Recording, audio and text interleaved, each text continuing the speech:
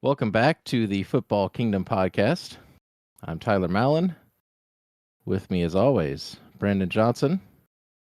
And we're going to cover some draft stuff, some Chiefs signings. I think we should start with the Roger Goodell interviewing with this is a great start. Pat McAfee show. He was on the Pat McAfee show and just casually is like, you know what? Why don't we just do a two game preseason and an 18-game regular season? And he's like, quite honestly, like I could do without the preseason altogether, but he's like, why don't we try for an 18-game? It doesn't sound like it's going to happen, obviously this next year, maybe the year after. I was curious when something like this would happen, and he just signed a 3-year extension in October of last year, Roger Goodell. So I would think we're looking at an 18-game season in probably 25 or at least 26 if he's already talking about this. But from the reports I'm reading, it doesn't sound like it's happening, this next year. But yeah, that I think is excellent news. The preseason, the third game is already a nothing burger.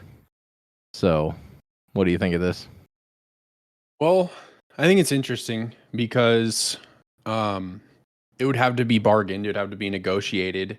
So I don't think this could actually happen unless they did some special ratification of the CBA. I don't think this could happen until 2030 because the players and the owners would need to collectively bargain it. There's a lot of moving parts. And if you remember when they increased the season to 17 games, there was not a lot of support from the players. It did pass on the player side, but it was barely passed. So I don't know if I think 18 games would be a hard sell. I do think eliminating another preseason game is something that will probably absolutely happen. But I think there's enough concern from players with the 17-game season that I just find it hard to believe that 18 games is going to happen anytime soon. But I was surprised at going from 16 to 17. But if they do go to 18, it will open up the NFL's kind of international schedule even more, because I think what they've done really well with the 17-game schedule is utilizing that extra game to have an international, have more international games and create global brands for teams across the league. Yeah, you know what he even said about, he's envisioning as many as 16 regular games played abroad. Okay, so that's something he's working on as well. It's that said, then within the next 10 years, 16 regular season games. So basically every single week, you're going to have games played outside of the States, which is pretty awesome. Kind of lame for some teams. I mean, I guess that's now a little more, fair because, right now there's only a few teams that have to do that. And then with travel, it's a little bit of an unfair advantage sometimes when you have to do that much traveling. But, I mean, the cherry on top here is I didn't think about that. I wasn't aware that, the CBA it would take that long. I think it's a good trade-off to, get rid of a preseason game and then add an extra one. But the cherry on top would be he's talking about extending, adding another week, but he would put the Super Bowl before President's Day. So we would get the Monday after Super Bowl off for the first time. So now you're actually talking we're actually going to get, it's like a national holiday at that point, like the Monday after the Super Bowl. we finally get that day off, which would be pretty cool. So I'm all for that. I've been yes, a big advocate for that for years. I try my right. best to take the day after the Super Bowl off anyway. So if it There you fell go. on President's Day, then takes care of that. Yeah, you did take the day off, didn't you? I This year? did. Mm-hmm. Yeah, and I was in our Monday meeting at work, and that was a lot of fun. So, um, well, right on. Yeah, we're gonna move on to some draft talk. We are not draft experts, but there is some pretty crazy movement and some interesting storylines. Mostly going to cover the Chiefs here, but I'm going to start with the Falcons. Um, drafting Michael Penix Jr. Just whether or not it's that guy or just for me, it's the fact that it's a quarterback. You just sign Kirk Cousins to essentially what is it, a 2 or 3 year, $100 million contract? Go ahead. 4-year. Kirk Cousins this offseason signed It's a essentially 4-year, $180 million deal with the Falcons. $100 million of it is guaranteed over the first 2 years, right? Yeah, he'll earn 60. He's going to earn $62 million this year. Right. It's essentially a 2-year contract. Is basically what that is. But my question is why? Why you sign this guy saying, okay, you're clearly paying him like a franchise quarterback, yet you don't give him either more weapons or more protection or maybe a pass rush, which they need. That to me is the question of I understand shoring up your future backup QB. This is probably a really good one. This guy's probably not going to play for the 2 years. But it's like, well, what are you saying to Kirk Cousins? It's like, well, let's go all in with him, or like, we're going to hedge our bets with you. That to me, that's a strange, because there's been a lot of takes on this. Everybody's like killing the Falcons for this, but my thing is like, well, that to me that's the question. Well, it's weird.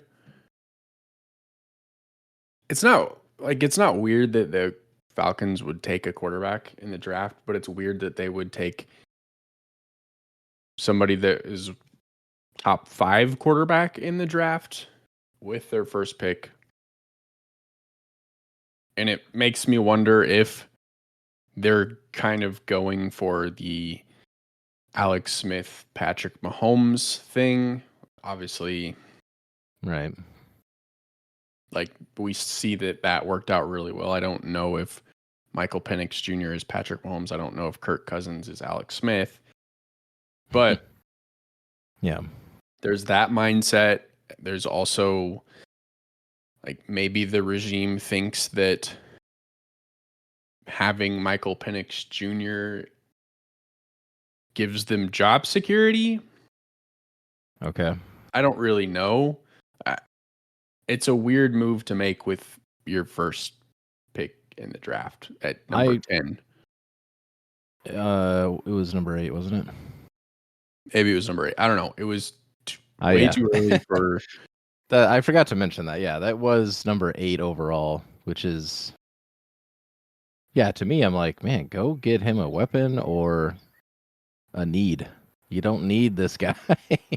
I understand that, like, it's a nice luxury to have, and who knows? This might pay off, and they might trade Kirk Cousins next year. Who the heck knows? Because Cousins is coming off the Achilles injury. He's 36, I think. Is he that old? Is that right? Yeah, I don't know how old Kirk Cousins is, but I don't know.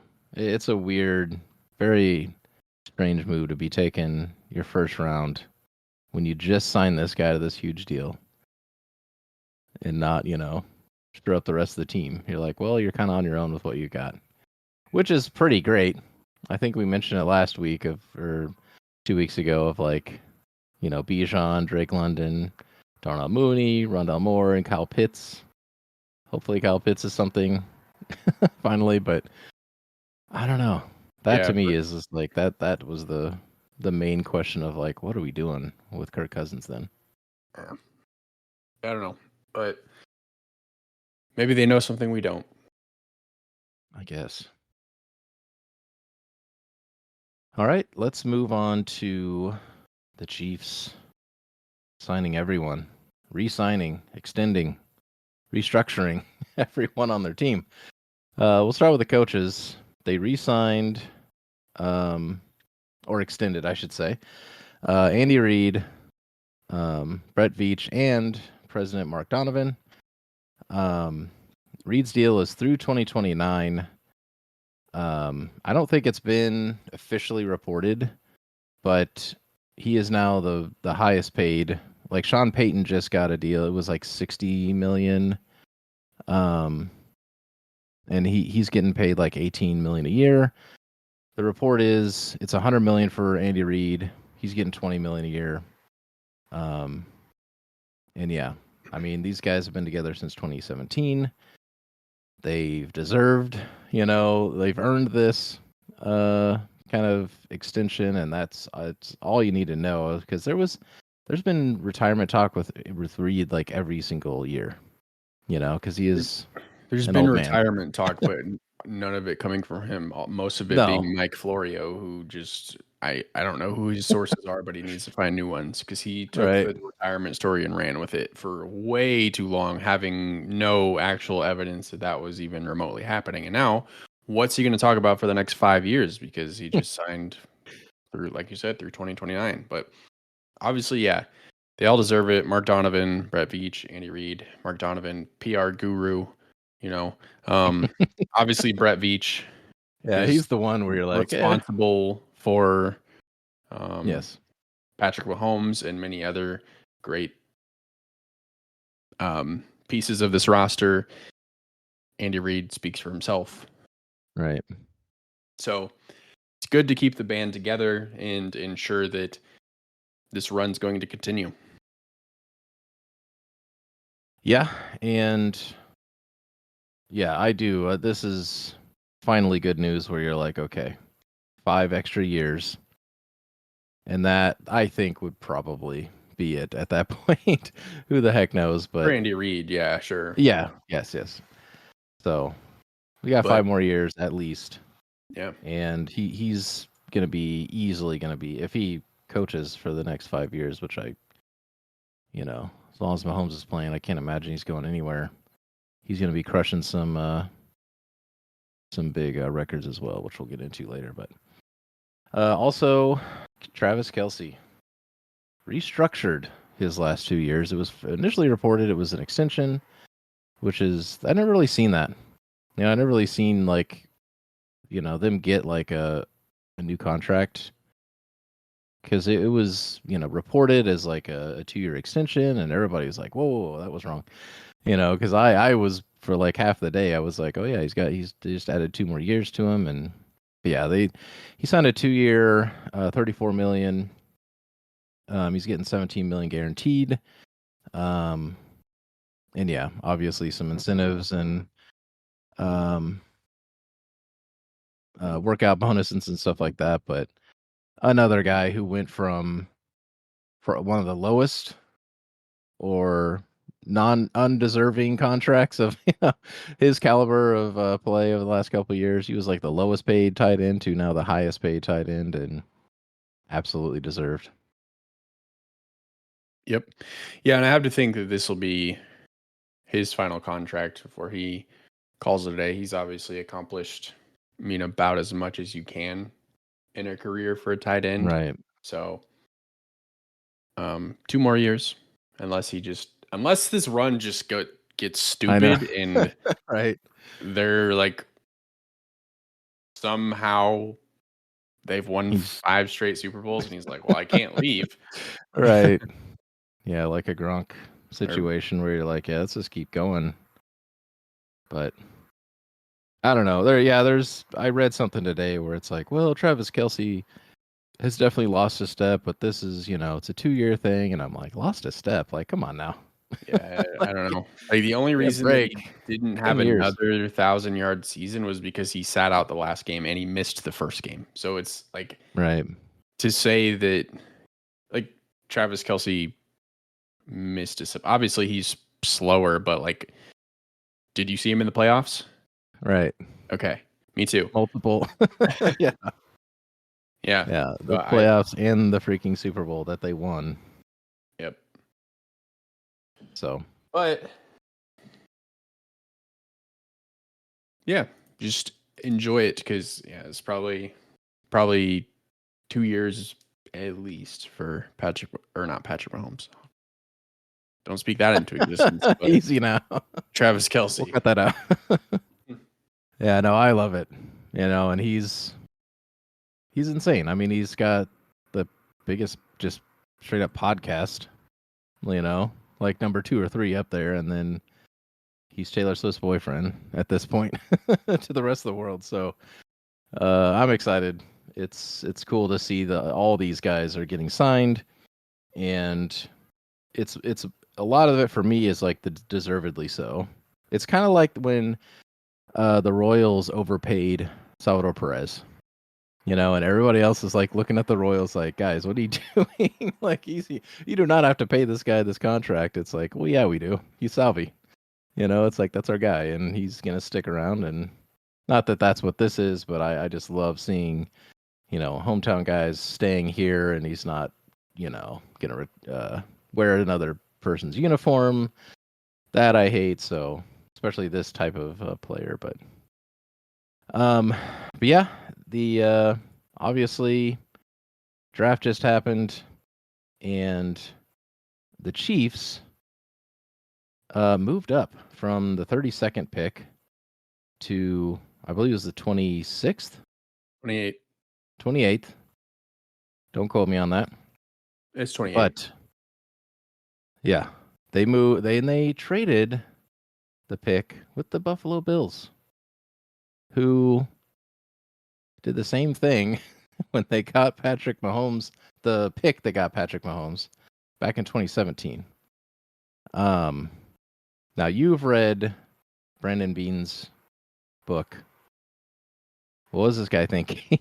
Like, why on earth is like the Bills making this deal so they can go get Xavier Worthy, the fastest wide receiver who's ever recorded the 40, and now the Chiefs have Tyreek Hill 2.0 possibly.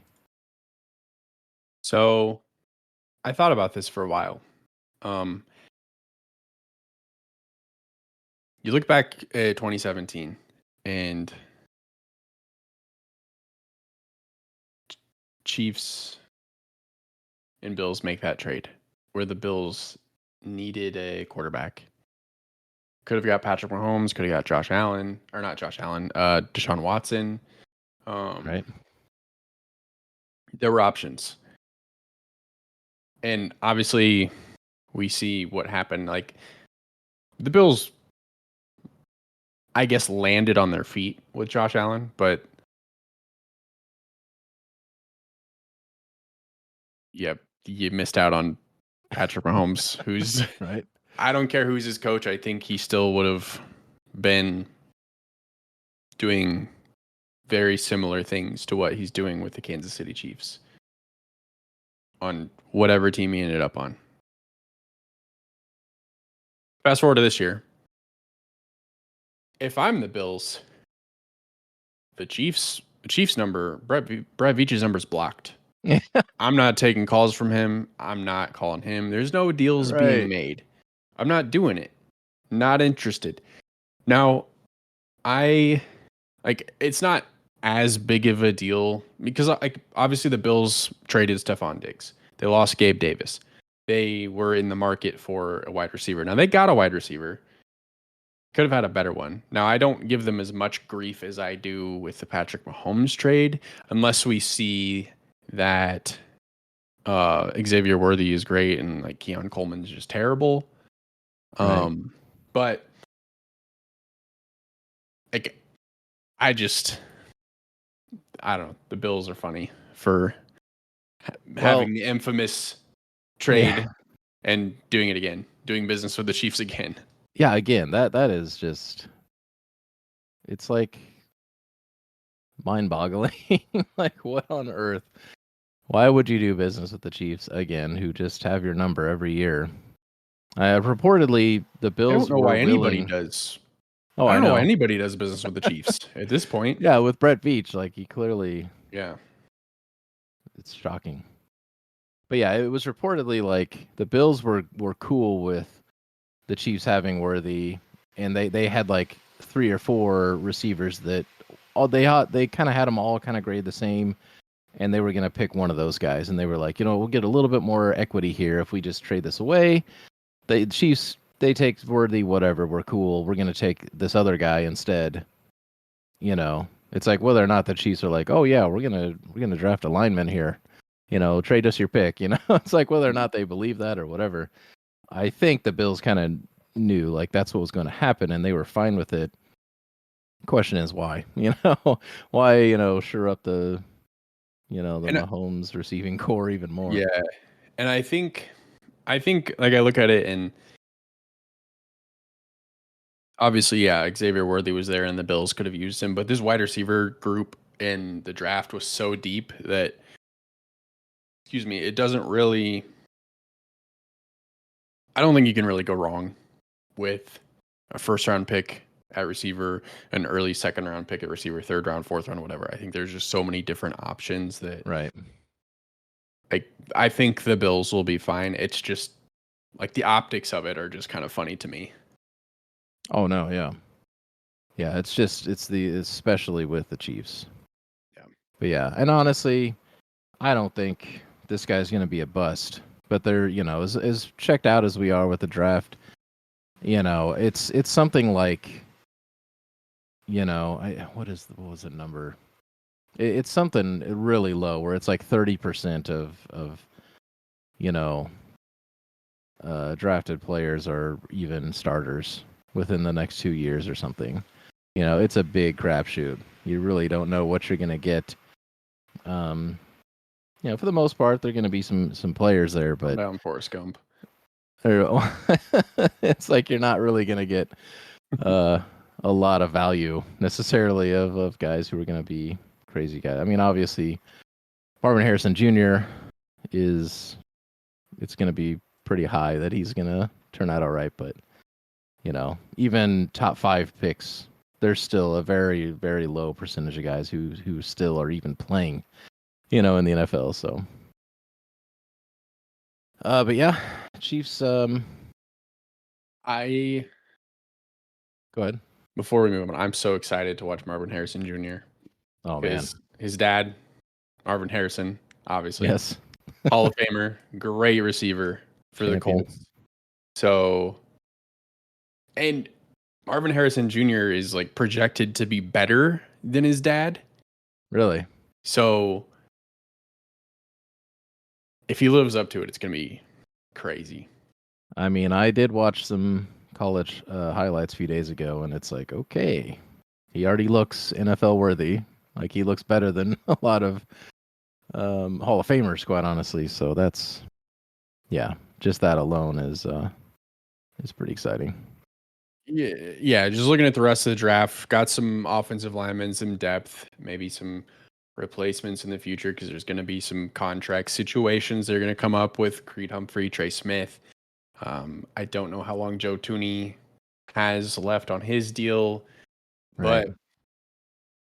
but they drafted a tight end that could be a potential Travis Kelce replacement.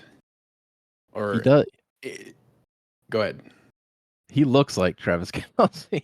Yeah. I saw somebody post some college highlights of him, and I was like, for a second, I was like, oh, these are like young Kelce stuff, and I was like, oh no, that's actually this new guy. But just like his profile, he looks like a big, very much the same kind of body style as Kelce. But that was one thing where I was like, man, I wish they would go grab, like one of the better tight ends and like Kelce just, make a mini me, and we just keep going.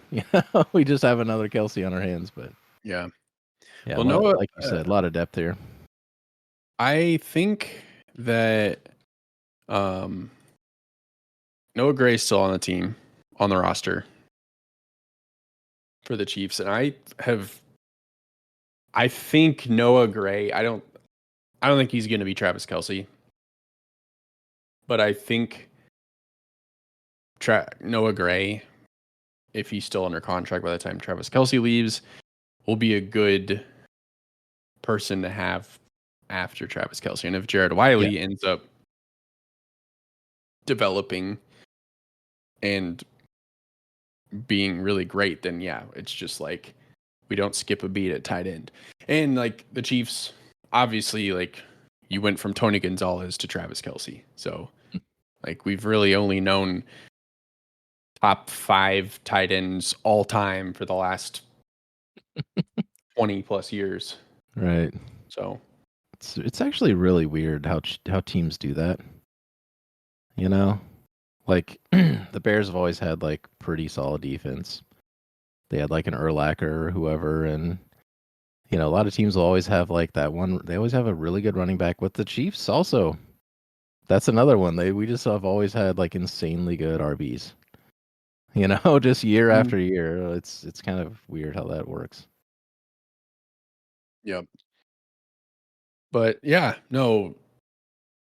Sure. Drafted some more defensive backs. Obviously, L'Jarius Sneed got traded. Have some little bit of holes to fill there. Plus, you already have a good secondary, good defensive backs with like before this draft happened. So honestly, like with everything that the Chiefs have done this offseason, making sure that they keep Chris Jones, restructuring Kelce, which like Kelce was going to be here regardless, but Xavier Worthy, Hollywood Brown. I might be missing somebody. I think this team's going to be really good next year, and I don't think it's unrealistic to think that they could actually pull off a three-peat. I mean, I think I don't know if it's more likely that it's a three-peat rather than not, but with how strong the team has been, I don't think that's a crazy thing to say. Everything you just said, plus all the success that they've had in their quarterback, is half the formula right there. And you trust these guys who just got extensions, you know, who are running the team. And honestly, yeah, these guys are only going to get better together. And that's like the core players, you know, are still going to be there. It's kind of the thing for me. Like Andy Reid's made it pretty clear. Kadarius Toney's still going to be part of this team in some capacity. Kadarius Toney, in my opinion, can't have a worse 2024 than he did in 2023. Right. Like I think the only path is up. I don't really know what's going to happen with Rashee Rice. Nobody does at this point, but he had a really good rookie season. I think he's going to get better and get more targets. It's just going to come down to availability based off of discipline. Yeah, more snaps for Worthy, I guess. So, yep. There you go. You know, he's still got Justin Watson, who can catch a deep ball. No, I like it. That's awesome. Now we're kind of in this weird kind of waiting game. I think the next like big thing on the schedule is like maybe they either release the Chiefs or the league matchups, or they release the actual schedule sometime in May. You know, that happens. Obviously, there's some like OTAs, and then just like before we know it, it'll be July. It's weird. Right. We'll be talking about training camp. Yeah, hopefully we can, because we already know the Chiefs opponents. Like we kind of know, but we don't know when. You know each, but we'll probably come back with that. But yeah, we'll see you guys in 2 weeks, and no idea what we're gonna talk about. We'll figure it out then. See ya. Later.